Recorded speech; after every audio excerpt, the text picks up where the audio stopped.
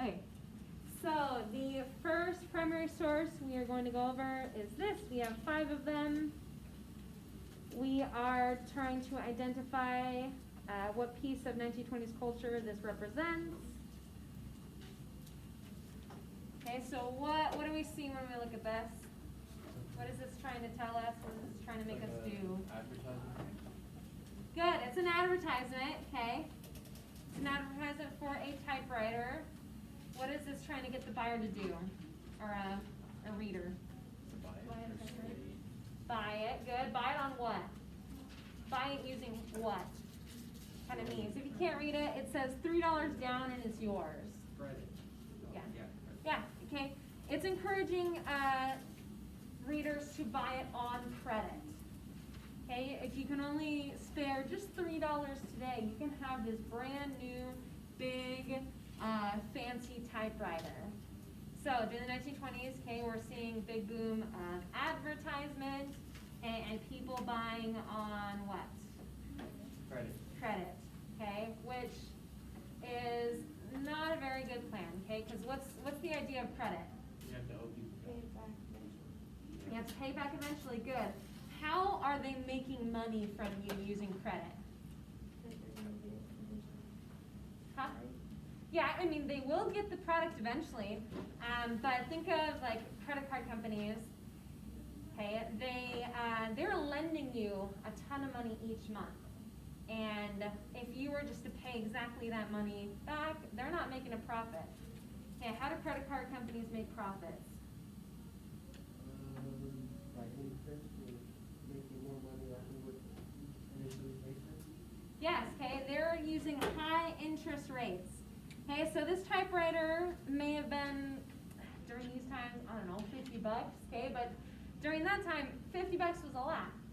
Okay, so they'd have to pay $3 down, and then they may have like a year-long monthly payment system set up with a 2% interest rate. Okay, so that original $50 is growing off 2%. So eventually, you're going to pay maybe more like $100, okay, or $75 for this if you miss a monthly payment. Okay, your interest rate may go up. So buying on credit is definitely not a smart idea. Okay, but people were being advertised to, and this is a whole new world in the 1920s. Okay, what kind of what culture is this point to? We read about it in those 1920s documents. Roaring 20s. Yeah, the Roaring 20s documents. It was represented in this. People buying things, kind of buying unnecessary things. I think you have it right. Is it Yeah. consumers? Yeah. Yeah, it's consumerism. Yeah, this is consumer culture. Hey, they're buying a lot of stuff that they don't necessarily need. Like, you don't need a brand new typewriter. They didn't need all the fancy new appliances that were being advertised to them, but they were buying them, and they were buying them especially on credit because it's nice and easy. It's only $3 down right now, and I can have this instant gratification of buying a new product. So, consumer culture and advertisement booms in the 1920s. Okay, that's what you need to make a note of here, because this will contribute to the Great Depression. A lot of people are buying on credit, and credit is basically spending borrowed money. All right.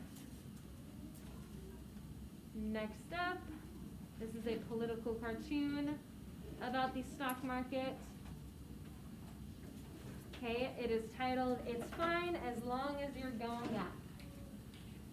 You may not be able to read this, but here is a farmer. He has like a broken arm, and he says, "Yeah, I tried that once myself." He is jumping off a diving board into whatever this is. It says actual earning value, okay, and tied to him is a little stock market flag. So what do you think the artist is trying to tell us from this piece? That he goes high, but then he drops. Good, okay? So there's really big highs, okay? He is having a lot of fun up here. He's saying whoopee and he has a big smile. Okay, but there is going to be a drop. All right, why do you think the farmer Yeah, I tried that once myself. It's because the Dust Bowl, when they all spent their money in there, and they lost it all, they all came broke. Good. Okay, so it's a little preview. Okay, the farmer piece is hard because we're going to go over that today. But yeah, the farmers got hit really, really, really, really hard. Not only by the Dust Bowl, but by post-production, post-World War I production. I'm going to read the little synopsis for you guys, and I think this will help us. So this is from the Des Moines Register in Iowa. This was sent out March 29th of 1928. So this says, farmer with a broken arm. Yeah, I tried that once myself. For many American farmers, the Great Depression began with a steep drop in farm product prices after World War I. Many farmers who had taken out mortgages to buy more farmland during World War I lost their investments when they could not earn enough money on post-war benefits or profits to loan to invest in the stock market, dreaming of quick wealth. Okay, so farmers during the World War I era, what were they encouraged to do? What was the big push? Farm, they sell their stuff to the military and get it to Good, to farm. Okay, farmers were heavily enticed to produce lots and lots of food, lots of produce, okay, to send over to the soldiers fighting for freedom. Okay, so they did that. They took out large mortgages to expand their farmland to produce more things. And eventually we'll see they also were buying a lot of technology, like new plows, fancy farming machines, and that was advancing their food production heavily. Okay, so going back to World War I, what happened due to technology advances of the war? Increased deaths. It increased deaths a lot. Okay, what did it end up doing to the fighting? Stalemate. Good, it was a massive stalemate. They were fighting in trenches, okay, because the technology had advanced so far beyond like their wildest dreams. What was some of the advancements? Machine gun. Good, machine gun. What about the Early, What's it called? gas? Yeah, they were using poison gas, okay, how to make gas masks. So, we're going to see this just like the farmers, okay, soldiers, they were both dealing with a lot of bad issues with quick technological advances. Okay, they weren't quite prepared for how much technology would advance and what the repercussions of that would be. Good. All right. 3 more. So we're going to the New Women. Okay, this was produced November of 1926. Okay, what do we see here? This is an article in like a magazine or a newspaper. Women doing jobs. Wow. Good. They're not working. Are they staying home? I can't see. So they're working, okay? What kind of jobs specifically are they working? Like machines.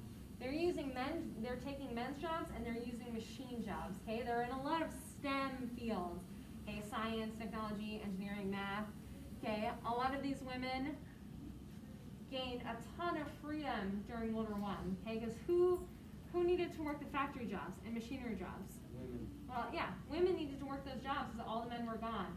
So they got to produce wartime stuff. They were working in factories. They were working in engineer fields, machinery fields. They were earning all the money. They were coming home. They were raising their kids at the same time, okay? And they were running their household. So they gained a lot of freedom while men went off to work, but they're coming back towards the end, 1920s, okay? And how do you think that went over? All right, did they want to stay in these new jobs, Yes. these new fields?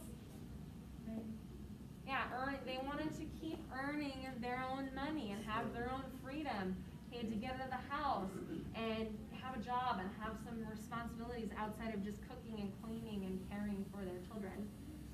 Okay, so this lady up here, her name is Miss Martha Hoffman Henke of Chicago. Okay, she was one of the very few women welders in the world explaining the art of welding. A short time ago in Boston, she gave a demonstration of her mechanical art for the American Welding Society and the students of the Massachusetts Institute of Technology, MIT. Okay, so, yeah, I guess think a woman would have ever had an opportunity to present to students of MIT and the American Welding Association before this time, before World War I. They would have never had this opportunity, right? They would have never, in general, worked in welding, and they probably never would have been in a position where they could teach other people about it and show off their skill.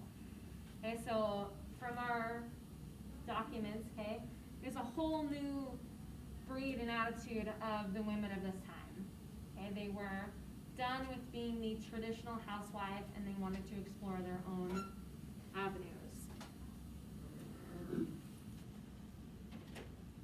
All right, just two more. Okay, what was resurging at the time?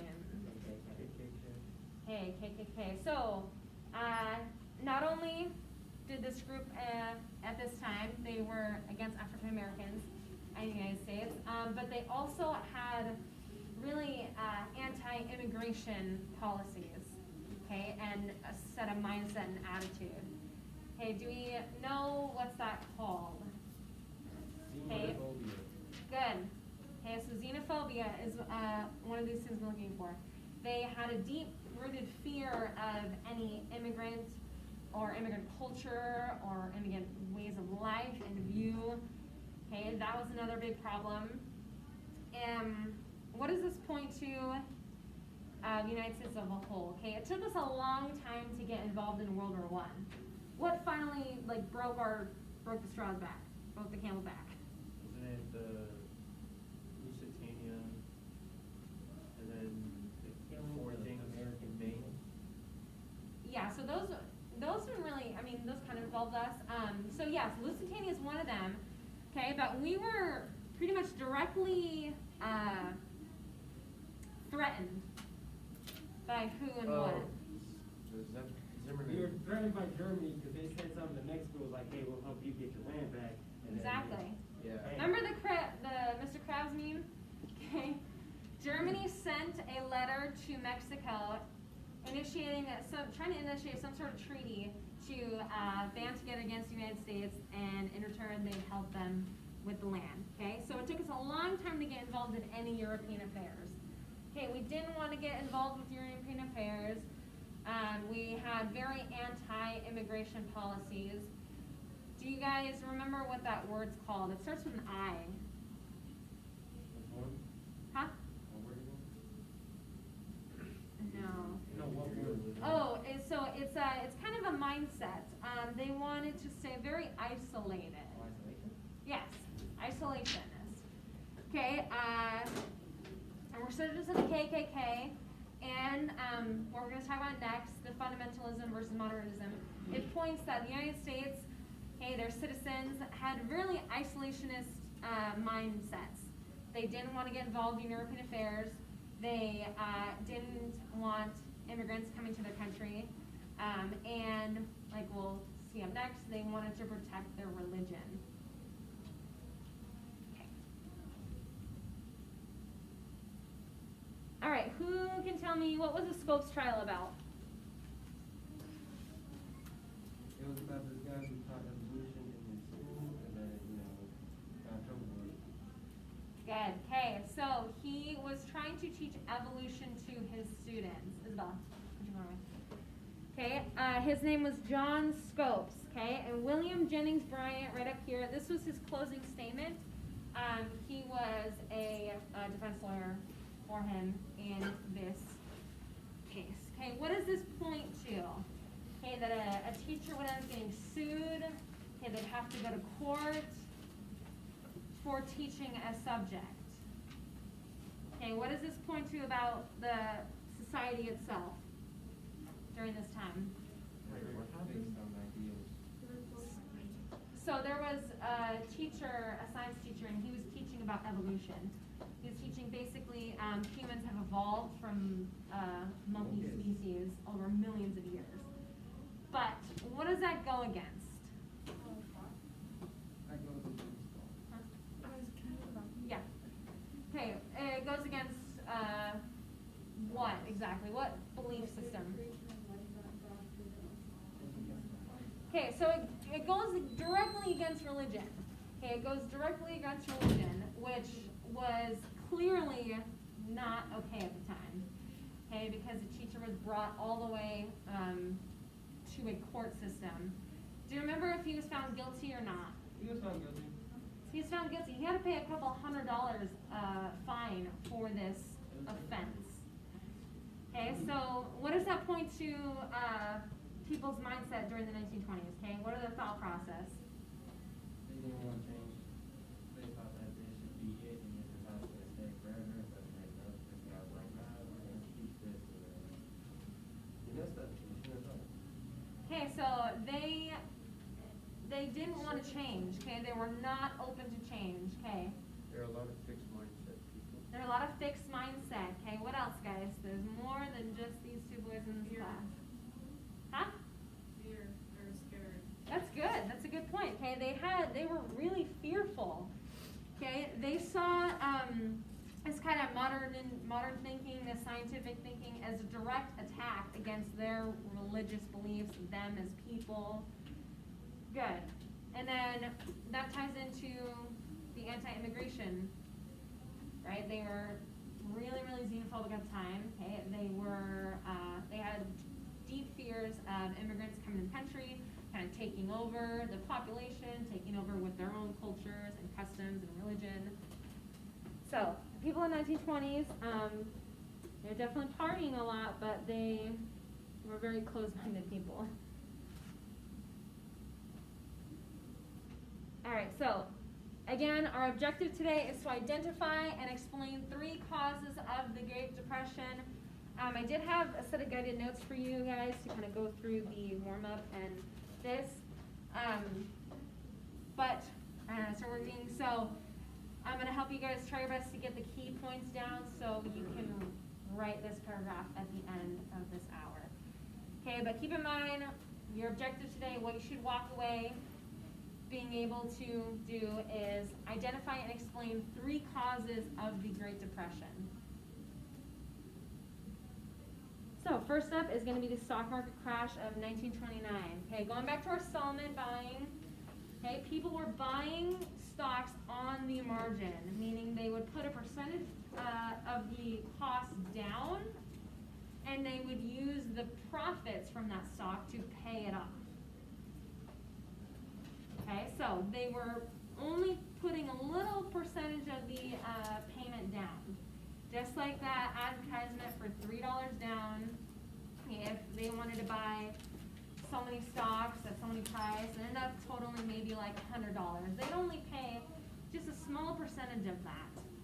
Okay, and as the stock grew, they would use the profits they're making to pay it off. So they don't own the stock, right? The problem with this thing is they don't own it, truly, and it makes it seem like the stock market is growing and it's really healthy and it's booming. Okay, but it's like an inflated sense of stocks. Do you guys hear anything about the GameStop stock market craziness that happened recently? Yeah. Do you guys know anything about that? No, what happened?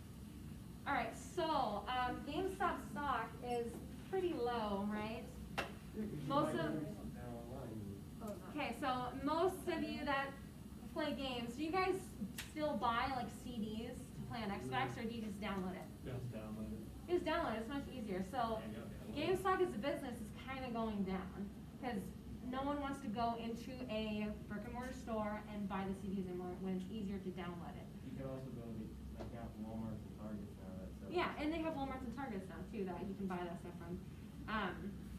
So the stock price for GameStop was really, really low because it's not a valuable company to invest in because it's kind of a dying breed. Like it's like Blockbuster; they're eventually going to go out of business.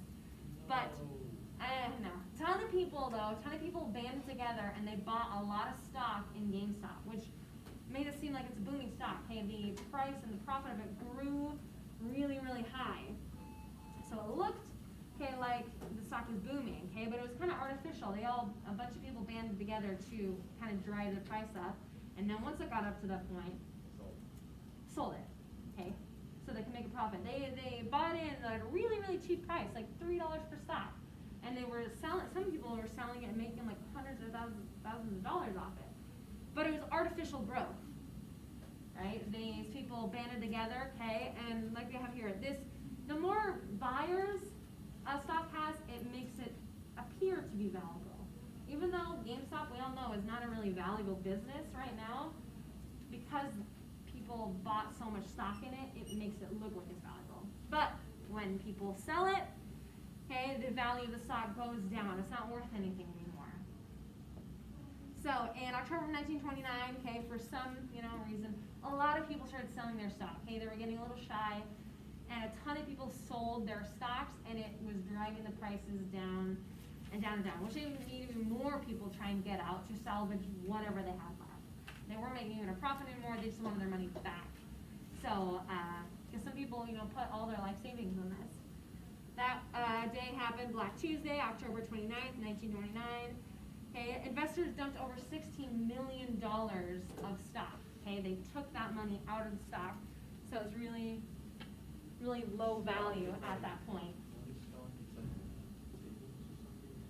So it's kind of, you buy shares of a company, and as the company, grows or does better, you'll make money. So you're kind of like a part owner. And like each one, like one little stock, maybe a couple dollars, maybe $100. Like Disney, Apple, their stock is really expensive because they're a profitable company. When they come out with new stuff, a lot more users will go on Disney. Right, when Disney announced that they would be making a Disney Plus, a ton of people invested in that.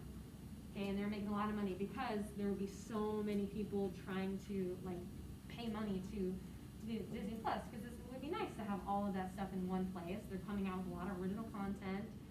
Okay, so. Huh?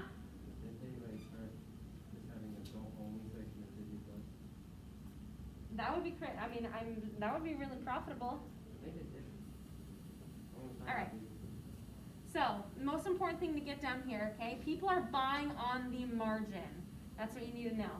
They're buying on the margin, okay? What that means, they're only paying a percentage down of the stock, okay? And then they're paying the rest of it off with profits.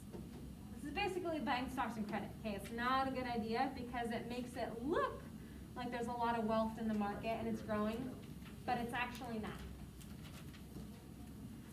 Okay, so too many people were buying on the margin, only paying a percentage down of the stock, and using the profit of that stock to pay off the rest.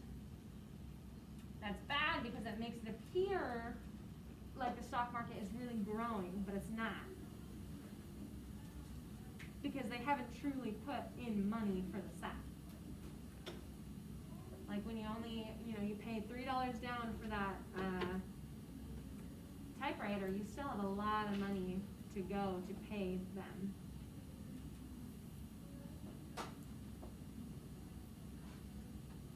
All right, do we have any questions? Do we got that down? Most important thing is buying on the margin. You only pay for a percentage down at the beginning. And this is bad because it makes it appear like the stock market is growing and it's healthy.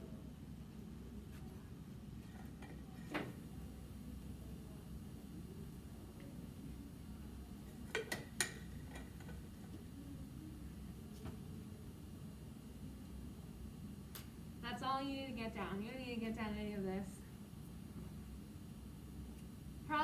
It's probably important you write, the more sellers, the value of the stocks goes down.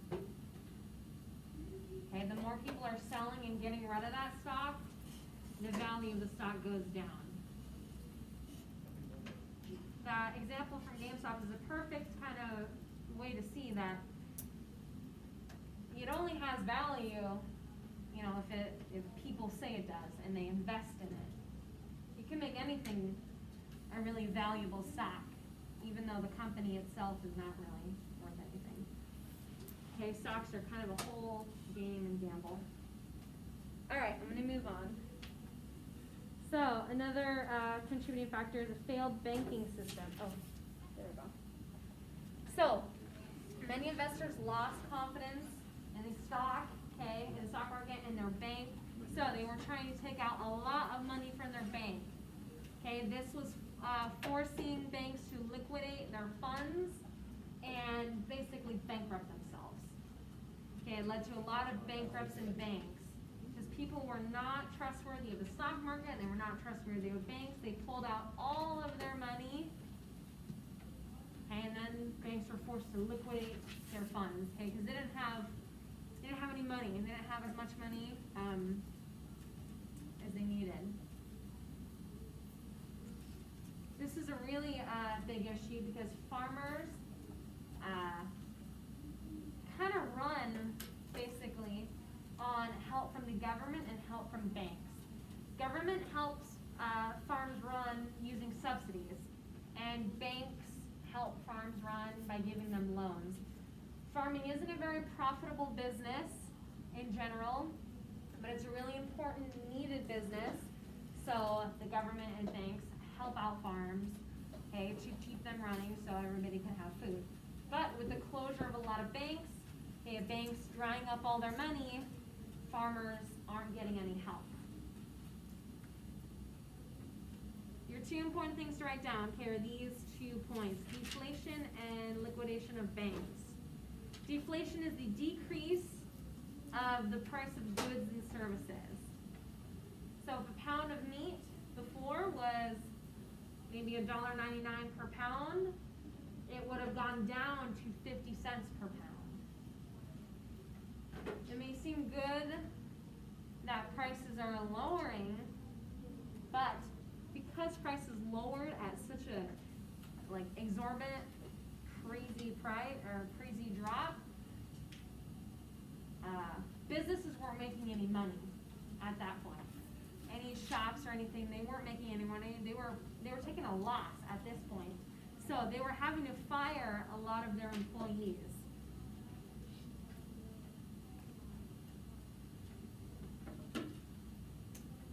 Okay, deflation is the general price of goods dropping dramatically. If businesses are not making any profit, hey, they're even actually making a loss off their goods that they're selling, can they keep on their employees? No. No. Okay, they're gonna have to get rid of their employees. It's too expensive.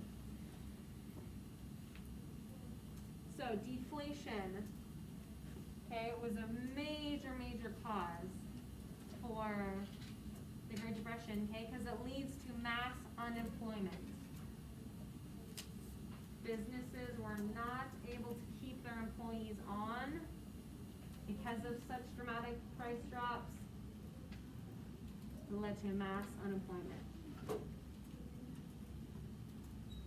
Okay, liquidation is basically the business is ending and they're trying to expel their properties and redistribute any of their last remaining assets and either last remaining money. Okay, and a ton of banks, okay, had to do this. Hundreds, probably even thousands of banks were forced to shut down their doors, and with them went a lot of people's money.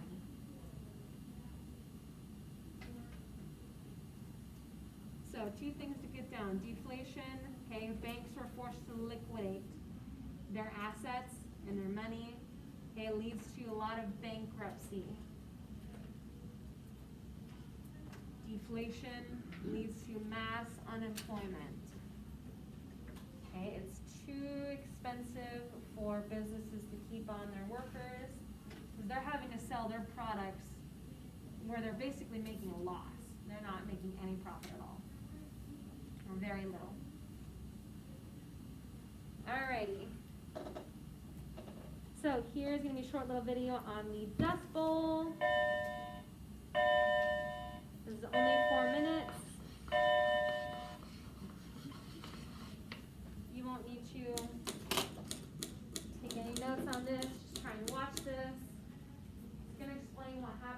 farmers, how they got them out of it. I shall never forget the fields of wheat, so blasted by heat that they cannot be harvested.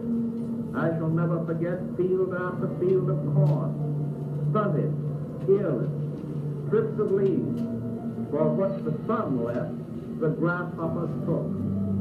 I saw brown pasture that would not keep a cow on 50 acres. Yet I would not have you think for a single minute that there is permanent disaster in these drought regions, or that the picture I saw meant depopulating these areas. The New Deal's greatest environmental challenge unfolded on the Great Plains. Prior to the New Deal, poor agricultural practices had contributed to soil depletion and decreased yields, leaving this vast region ecologically vulnerable. A long drought in the early 1930s triggered disaster. The winds that swept across the plains began carrying off its dry, depleted topsoil in enormous dust storms. In the hardest hit area, nicknamed the Dust Bowl, hundreds of thousands of people abandoned the land. In 1936, in an effort to make all of America aware of the plight of American farmers, FDR commissioned writer and film critic Per Lorenz to produce a pioneering documentary titled The Plow That Broke the Plains. This award-winning film was produced through the Farm Security Administration. Per Lorenz said of the film, "It tells the story of the plains, and it tells it with some emotional value. An emotion that springs out of the soil itself. Our hero is the grass, our villain, the sun and the wind. Our players are the farmers, living in the plains country." FDR attacked this problem on several fronts. The Soil Conservation Service helped farmers enrich their soil and stem erosion. The Taylor Grazing Act regulated grazing on overused public ranges. And the New Deal's Farm Security Administration, the FSA, assisted migrant workers by operating clean residential camps that became islands of stability for migrants enduring grinding poverty. The FSA also promoted soil conservation and improved farmland ravaged by erosion. The Shelter Belt program fought wind erosion by planting over 200 million trees in a belt running from Canada to Texas. This immense windbreak moderated the Dust Bowl's destructive winds. A lover of nature and rural life, FDR had a keen interest in conservation. His conservation vision emphasized government planning in the development and preservation of natural resources. This was reflected in his approach to public power, which emphasized flood control and reducing soil erosion, along with production of cheap electricity. No cracked earth, no blistering sun, no burning wind, no grasshopper are a permanent match for the indomitable American farmers and stockmen and their wives and children who have carried on through desperate days and inspire us with their self-reliance, their tenacity, and their courage.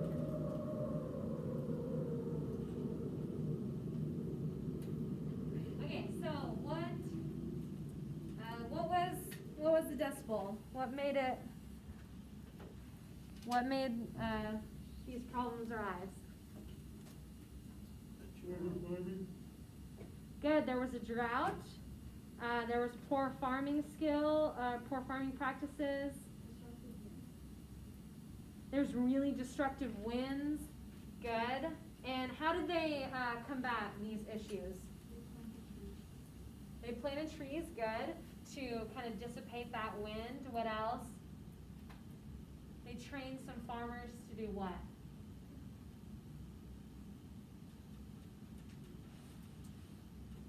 Okay, so somebody mentioned they had poor farming practices. Okay, what do we mean by that?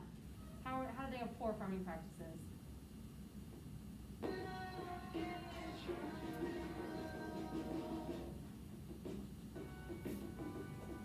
Okay, so they were overusing the soil, overusing the land, okay? What could that lead to? If they're just overusing it, Doesn't the enrichment of it like a hidden waste? yeah, so the enrichment of the soil, okay, the nutrients and the moisture in the soil is gonna get depleted. So, there was this big program to teach farmers better skills to kind of harvest the land better, give the land a little bit of a break, okay, switch their plots. And there was also an incentive to give some subsidies and some help to farms that went along with these practices and used them. Good. So this added a lot of issues to farmers that were already suffering. Okay, they took out massive mortgages. Okay, for more land in World War I. They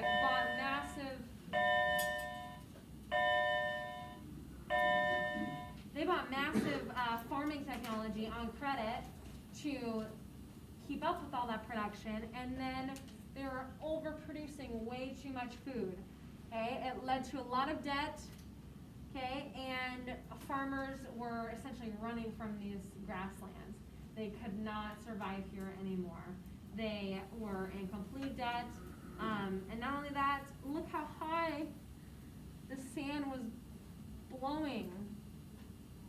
Okay, going back to the mortgage, okay, they wanted to expand their farms.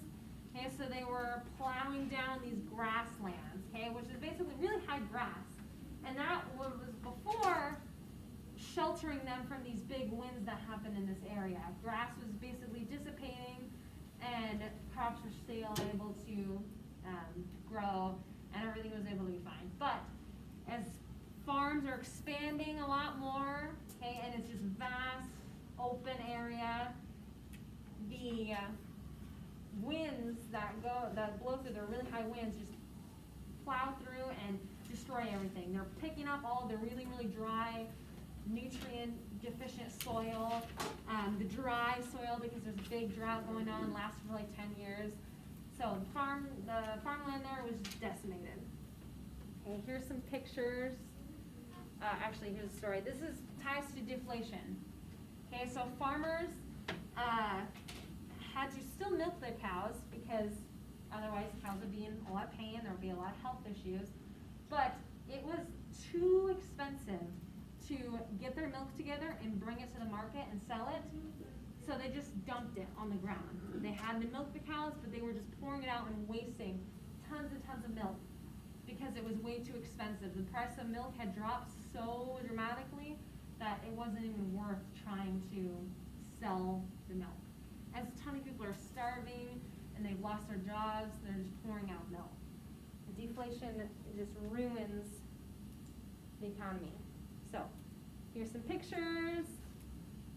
That's how high the sand is getting on their buildings. Kids had to wear goggles and basically face masks to keep the wind from blowing into their nose and their mouths. That's how high the dust and dirt got. All right, so in this economic time, okay, a lot of people were left homeless, they were left jobless, and they started creating these little shack cities where they would live, and they nicknamed them Hoovervilles after the president, Herbert Hoover. Okay, it's basically a dunk on him and saying, like, this is your fault and you need to help these citizens. It wasn't a really popular thing for the government to step in times of economic crisis. The mindset was essentially that it'll work itself out and the market will work itself out. But with the development of these Hoovervilles, and next thing we're going to talk about, it shows how citizens were getting tired of their government not stepping in and helping them. Next up is the bonus army. So this is a lot of World War I veterans, okay, that were promised an $1,000 bonus, okay, and in 1945. So they got a little certificate saying, if you come back 1945, the government will give you $1,000. But they wanted the bonus now. So they're called the Bonus Army. They led a massive march on Washington. This was the biggest march on Washington prior to MLK's March on Washington. And they were protesting for their bonus check to come early because they were suffering so much after they had already risked so much and went over to fight for the United States. But they were met with some strict backlash, yeah. Mhm. So, President Hoover sent in Douglas MacArthur's army to stomp them out. Okay, they kicked them out forcibly, violently. They set fire to all of their little shacks that they had created out there and gave them no bonus. But Bonus Army and these Hoovervilles, okay, point to a growing demand among the American citizens for help from their government. They wouldn't get it from Herbert Hoover, but we're going to see tomorrow, they're going to get it from the next president, FDR, okay, Franklin Delano Roosevelt, with his New Deal. All right, so you have about 10 more minutes, okay, to write that paragraph. We're going to go over it in just a few minutes. Remember our objective, okay, for this, our takeaway for today is to be able to identify and explain 3 causes of the Great Depression in a paragraph. I want about 6 to 7 sentences, at least 3 things that we talked about today. And that is how we know that we got something out of our lesson today. I don't really understand the stock market crap. Okay, give me one.